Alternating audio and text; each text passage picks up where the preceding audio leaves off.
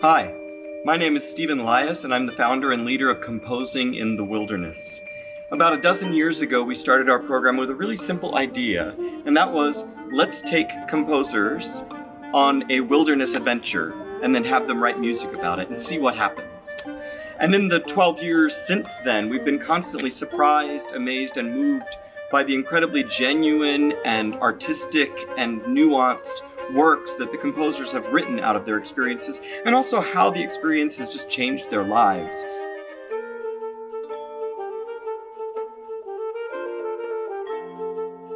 We've found that being in an intense wilderness situation, you form really close friendships, you get a little bit dirty, you get a little bit scared and maybe out of your comfort zone. You find that that is a way of growing as a human being, and that growth often manifests itself in the music that they write, which is really thrilling.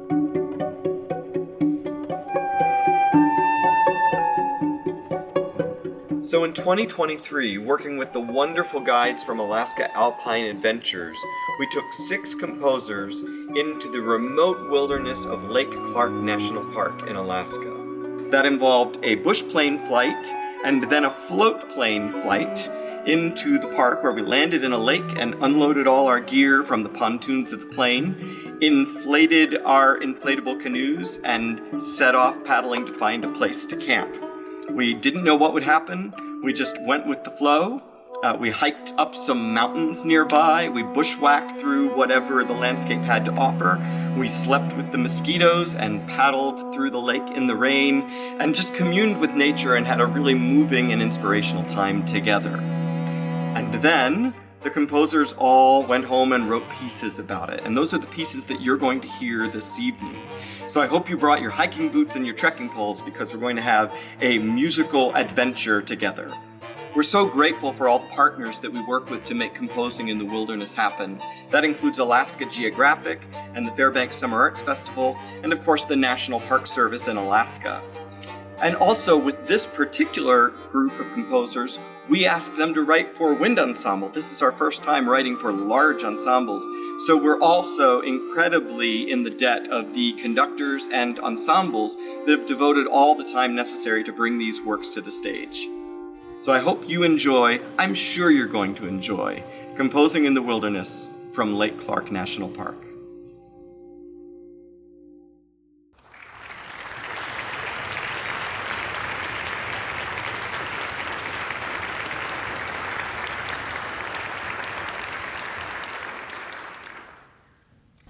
Hello everyone, my name is Trevor Frost, a DMA for wind band conducting in the University of Nebraska-Lincoln.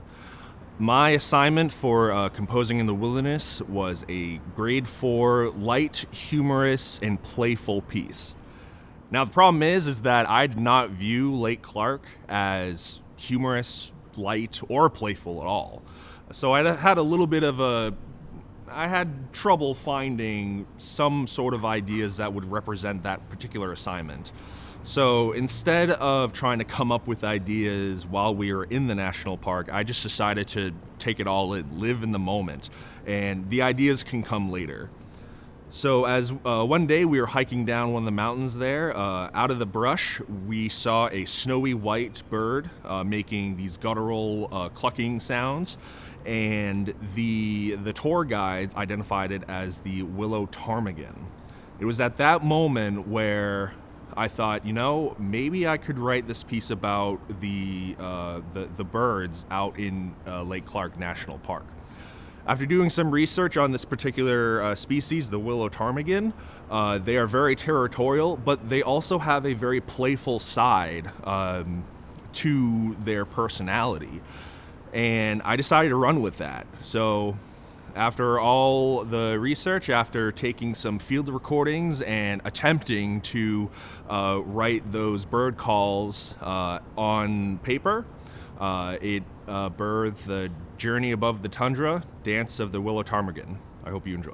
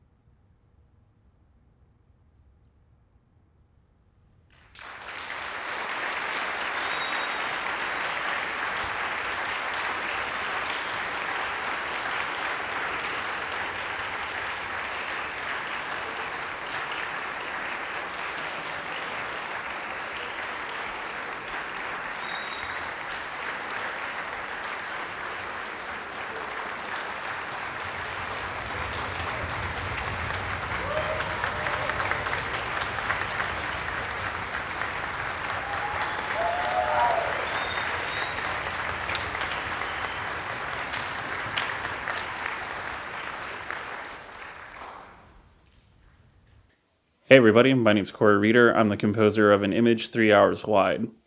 If you read through my program note, as dizzying as it might be, you might get the impression that this piece might be kind of chaotic, that this piece might be something a little more sporadic and crazy. But what I've tried to do with this piece is try to represent the experience in the most distilled and concise way that I can. I'm not used to writing pieces that are only 7 or 8 minutes. I actually feel more comfortable in the 25-minute to 30-minute realm, and I have pieces that go as far as 3, 9, and 24 hours. So trying to condense an experience like this into such a small amount of time was a really big challenge for me.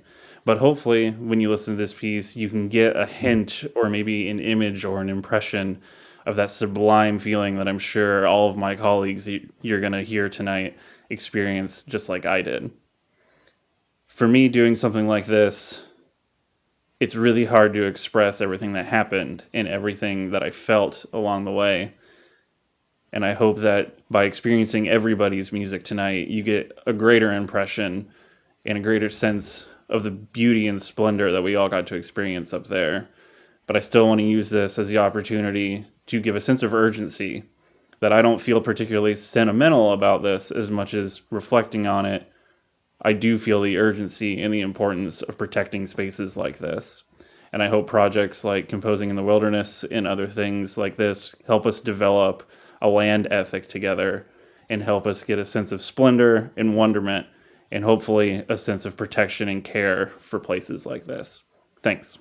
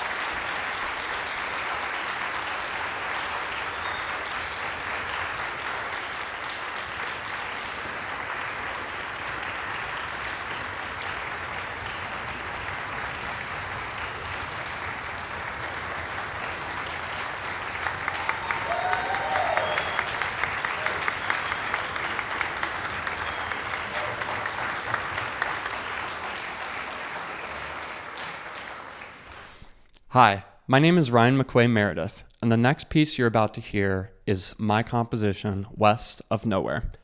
The piece explores my impressions of Alaska in the most literal terms. Our plane's engine is represented in the snare drum, and prior to it starting, the music is an abstract illustration of what I imagined Alaska to be like. Prior to that summer, I had never been further west than California. So being in Alaska was unlike anything I had ever experienced. The atmosphere was alien, and almost everything seemed like it was from another planet. It felt like a dream. Everything in Alaska was larger and more magical than I could have ever imagined, and the music reflects that realization. I hope you enjoy my composition, West of Nowhere.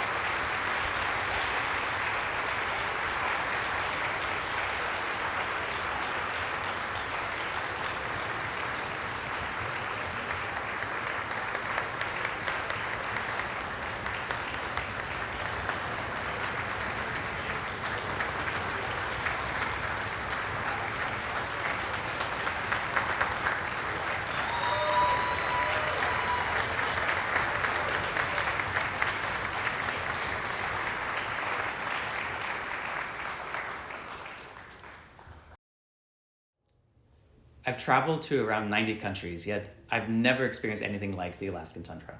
The ground is covered in this thick blanket of mosses and lichens, creating this dense weave of colors and textures. Every step in this biome feels like you're walking on a memory foam mattress, yet you're being supported by hundreds of tiny plants that seem so fragile and so delicate, yet are clearly rugged enough to withstand that extreme temperature of this crazy Arctic space. I was completely fascinated with the tundra while we were there. It's surreal and magical and beautiful and really just a testament to how life can find innovative ways to survive in even the harshest of environments. I think a solid half of the photos that I took during my time in Alaska was just of the ground, especially using this macro lens to capture the tundra's details up close, the caribou moss, the Antarctic hairgrass, and all the wild lichens. But now I know that this magical tundra biome is quickly changing due to climate change. Not only are plants dying and forest fires far more common, the permafrost underneath contains massive amounts of decomposed biomass in the form of methane and carbon dioxide, making the tundra soil this carbon sink. And as climate change heats the ecosystem and causes soil thawing, the permafrost carbon cycle accelerates and releases much of these soil-contained greenhouse gases into the atmosphere, creating a feedback cycle that increases climate change everywhere. And it might not sound like this is such a big deal compared to other effects of climate change, but we're talking massive numbers here. The IPCC assessment report that came out in 2023 estimates that methane and carbon dioxide released from permafrost alone could amount to the equivalent of 14 to 175 billion tons of carbon dioxide per just 1 degree of warming. The Earth's climate is approaching a tipping point that may cause not just the end of the Alaskan tundra, but creating a feedback loop that radically alters the environment and life across the entire planet. So the health of the Alaskan tundra reflects the health of the entire planet. In Elegy for the Alaskan tundra, I imagined all the changes to this incredible biome that have already taken place over the past century and wondered how it will change in the next century. I imagined the death of the caribou moss and the lichen, the perishing of so much beauty and so much wonder, and how this loss would affect all of us. So the piece is a celebration, a remembrance, but also a warning. Hopefully we, as humans, as creators of much of these environmental issues, will work together and find ways of avoiding this fate, not just to help the Alaskan tundra, but to help all of us and for generations to come.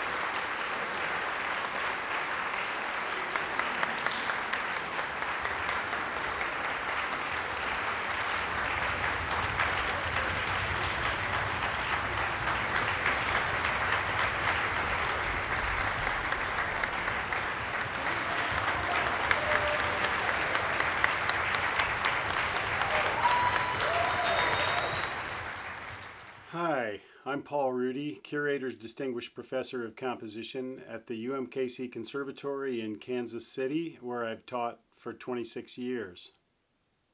In the mid-1980s, during a break after my bachelor's degree studying jazz trumpet, I fell in love with the Colorado Rockies and began a quest of climbing all of Colorado's 14,000-foot peaks, which I finished in 1994. My love of the Colorado Rockies runs deep, and it is a place that I still consider home at some level. So when I was given the chance to travel to Alaska with Composing in the Wilderness, I was ecstatic and jumped at the opportunity to spend time in one of the last two states I'd never been to. And I can say it didn't disappoint. From the minute we loaded into the bush plane and flew through the pass to Lake Clark National Park, mountains were literally rising out of the ocean. It was one of the most breathtaking plane rides I've ever had. It was such a unique experience to be dropped off on a lake in a float plane where we were going to spend the next 4 or 5 days hiking and kayaking in a place where there were no lights at night other than the stars, in a place where there were no other people.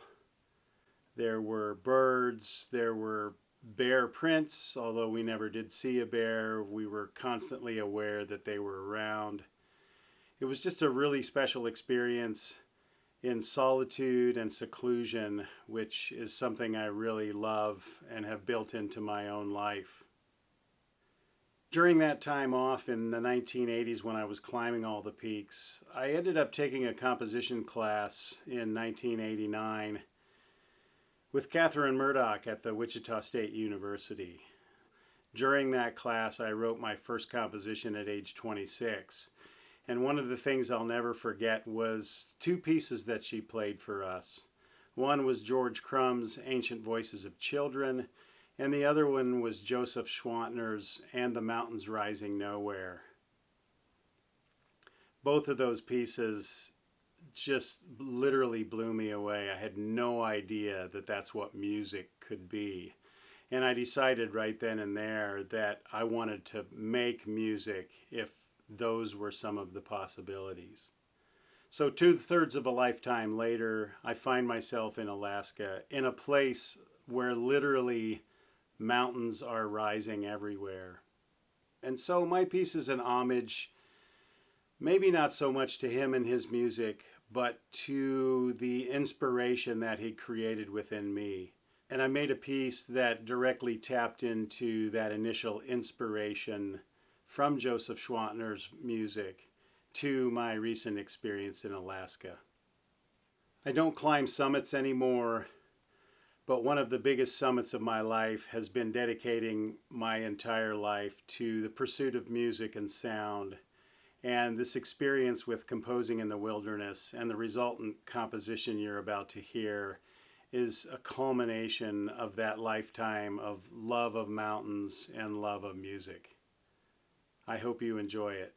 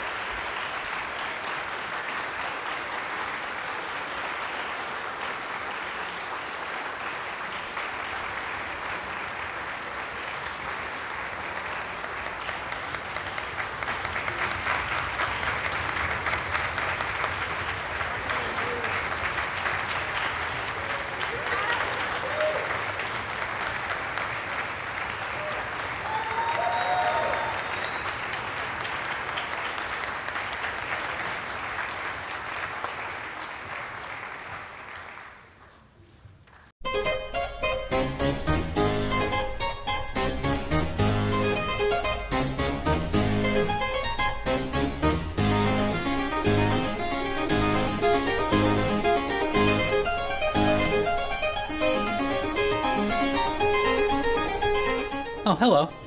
I didn't see you there. I'm Robert Alexander, composer of That Thing. In the summer of 2023, I spent a little time in Alaska. Me and 6 other men bonded over the course of 10 days, doing all the things Alaskans love to do. Hiking, kayaking, we set up camp, we pooped in a bucket, and we ate dehydrated plants. It was really special. But I want to talk to you about the piece I wrote after. Come here. Come here. I used to be crazy.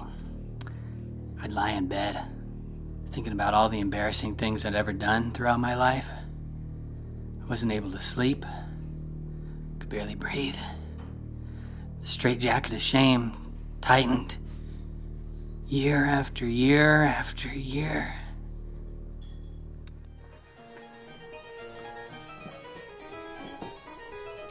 But I did a little reflecting in the wilderness, and I'm fine now. I'd like to say thank you to Steve and my fellow composer adventurers, and I'd recommend that everyone check out Alaska at least once in their lifetime. It really is special, but it's good to be back in a little more refined living.